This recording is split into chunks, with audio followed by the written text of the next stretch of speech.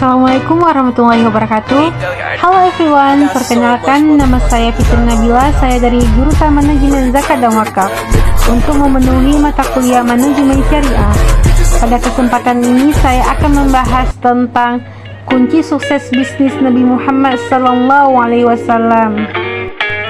Menjadi pebisnis sukses di usia muda menjadi hal yang sangat banyak diinginkan oleh semua orang.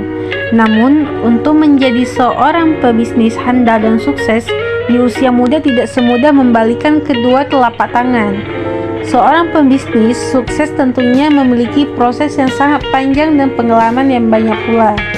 Seperti yang telah kita ketahui, pengalaman Rasulullah SAW dalam berdagang telah beliau tekuni sejak dari kecil.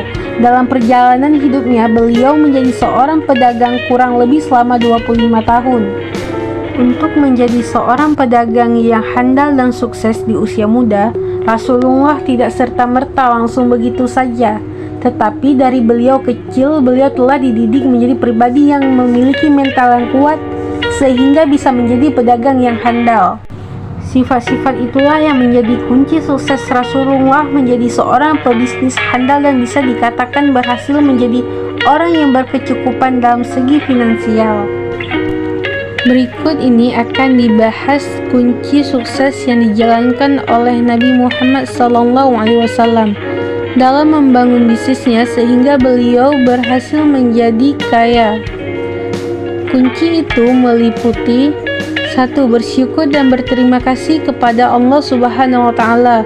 2. Berbisnis dengan rasa cinta. Dan yang ketiga, cara membelanjakan harta Muhammad SAW. 1. Bersyukur dan berterima kasih kepada Allah Subhanahu wa Ta'ala. Nabi Muhammad SAW adalah sosok manusia mandiri. Terbukti pada saat beliau berusia 7 tahun sudah mulai bekerja mengembala kambing milik para investor. Banyak umat Islam kurang menyadari bahwa ternyata Nabi Muhammad adalah seorang entrepreneur sejati. Nabi Muhammad menjalankan bisnis dari seorang pedagang kaya yang bernama Khadijah. Nabi menjalankan bisnis dengan Khadijah bukan sebagai karyawan, tetapi mitra bisnis dengan sistem profit sharing. Jadi, kita sebagai umat Muhammad, kalau kita ingin sukses berbisnis sekaligus halal, maka tidak ada jalan lain kecuali mencontoh pribadi Nabi dalam menjalankan bisnisnya. Sejalan dengan hal tersebut, jika sekiranya seorang pebisnis sukses menjadi entrepreneur yang kaya, maka hendaknya jangan lupa bersyukur kepada Allah. Sebab rasa syukur itu merupakan tanda dari rasa berterima kasih kepada Allah Subhanahu wa Ta'ala. Bahkan kita diberi umur yang panjang dan kesehatan oleh Allah, maka rasa bersyukur itu tidak bisa kita tinggalkan. Kalau perlu setiap saat, kapan dan dimanapun kita harus selalu bersyukur. 2. Berbisnis dengan rasa cinta. Dalam agama Islam, cinta dan kasih sayang yang tulus adalah diridai oleh Allah dan mendapat pahala. Sebab apabila seseorang memberikan cinta yang tulus kepada orang lain, maka orang itu akan mengalami hal yang sama. Hal itu berlaku juga dalam dunia bisnis. Semakin besar rasa cinta Anda kepada pelanggan-pelanggan Anda, dan semakin baik perlakuan Anda terhadap pelanggan-pelanggan Anda, maka semakin baik pula perlakuan mereka kepada Anda dan semakin nyamanlah pelanggan Anda. Apalagi kalau relasi Anda itu menceritakan kepada teman-temannya betapa baiknya Anda terhadap mereka, maka sudah pasti relasi Anda akan terus bertambah dan itu berarti akan menambah penghasilan dan keuntungan bisnis Anda. Rasulullah SAW adalah pribadi yang agung yang dalam sepanjang sejarah hidupnya dikenal dengan pribadi yang penuh cinta dan kasih sayang. Beliau tidak pernah menyakiti orang lain, bahkan orang yang membencinya, beliau tidak pernah balik membencinya. Beliau malahan mendoakan agar Allah memberi petunjuk dan mengampuni orang tersebut.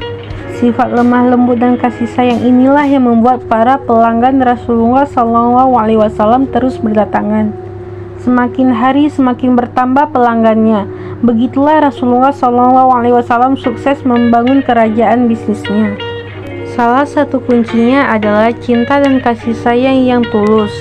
Beliau sangat mencintai pekerjaannya. Menurut beliau, bekerja karena Allah itu adalah ibadah. Itulah sebabnya ketika berbisnis, beliau mencintai relasi-relasinya. Karena itu juga ibadah dalam bentuk muamalah. Itulah contoh teladan yang dapat diambil dari kehidupan Nabi Muhammad SAW. 3. Cara membelanjakan harta Nabi Muhammad SAW.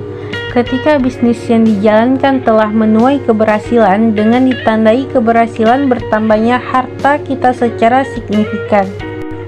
Pertanyaannya, bagaimanakah kita mendistribusikan atau membelanjakan harta tersebut?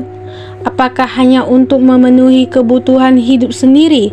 Ataukah adakah kewajiban lainnya yang harus dipenuhi? Adanya pemahaman tentang Islam yang komprehensif harus dimiliki oleh semua umat Islam, sehingga ketika ia akan membelanjakan hartanya harus sesuai dengan syariat Islam. Nabi Muhammad SAW paham betul bahwa harta yang dimiliki ada hak bagi orang lain, yaitu fakir, miskin, riqab, gharim, mu'alaf, fisabilillah, ibnu sabil, dan amil zakat. Nabi Muhammad pun sadar untuk mengeluarkan zakat hartanya agar menjadi bersih dari dosa. Berikut ini adalah cara membelanjakan harta yang dicontohkan oleh Nabi Muhammad SAW. Yang pertama, menggunakan harta secukupnya. Menurut agama Islam, memiliki harta secara halal adalah hak sah setiap orang. Namun, pemilikan harta itu bukanlah tujuan, tetapi sarana untuk menikmati karunia Allah Subhanahu wa Ta'ala dan wasilah untuk mewujudkan kemaslahatan umum yang memang tidak sempurna kecuali dengan harta yang dijadikan Allah Subhanahu wa Ta'ala bagi manusia sebagai landasan. Penguasaan atau hak milik pada hakikatnya adalah milik Allah Subhanahu wa Ta'ala. Manusia menafkahkannya hartanya itu haruslah menurut hukum-hukum yang telah disyariatkan Allah Subhanahu wa Ta'ala. Karena itu tidak boleh berlaku sombong apalagi menjadi kikir dan boros. Membelanjakan harta untuk tujuan konsumsi adalah mendorong masyarakat untuk memproduksi barang sehingga dapat memenuhi segala kebutuhan hidupnya. Yang kedua, tidak berbuat mubazir. Islam mewajibkan setiap orang Islam membelanjakan harta miliknya untuk memenuhi kebutuhan diri pribadi, keluarganya, serta menafkahkan di jalan Allah Subhanahu wa Ta'ala. Dengan kata lain, Islam memerangi kekikiran dan kebakilan. Tidak boleh berbuat mubazir kepada harta karena Islam mengajarkan bersifat sederhana. Yang ketiga, tidak menghambur-hamburkan uang. Menghambur-hamburkan uang atau boros adalah perilaku tidak baik. Menghambur-hamburkan adalah berbahaya, yaitu dapat merusak harta, kurang merawatnya, dan cenderung menghabiskannya, sehingga harta atau uang itu menjadi rusak, binasa, dan bahkan punah. Menghambur-hamburkan uang ini termasuk perbuatan yang dilarang oleh Nabi. Dan yang keempat, kewajiban membelanjakan harta. Islam mewajibkan umatnya untuk bekerja dan berpenghasilan guna memenuhi kebutuhan hidupnya sehari-hari.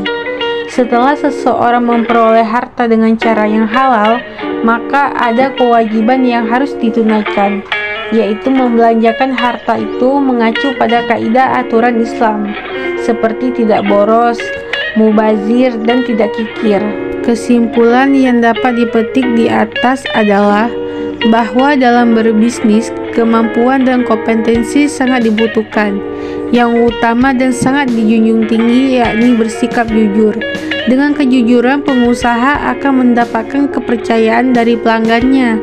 Nabi Muhammad SAW pun selalu berperilaku jujur saat menjalani bisnisnya. Jadi kita perlu mencontoh sikap terpuji ini agar menjadi pengusaha yang sukses. Sekian presentasi saya, jika ada kurangnya saya mohon maaf sebesar-besarnya. Semoga apa yang saya sampaikan berguna untuk diri sendiri dan banyak orang pada khususnya. Wabillahi taufiq wal hidayah. Wassalamualaikum warahmatullahi wabarakatuh.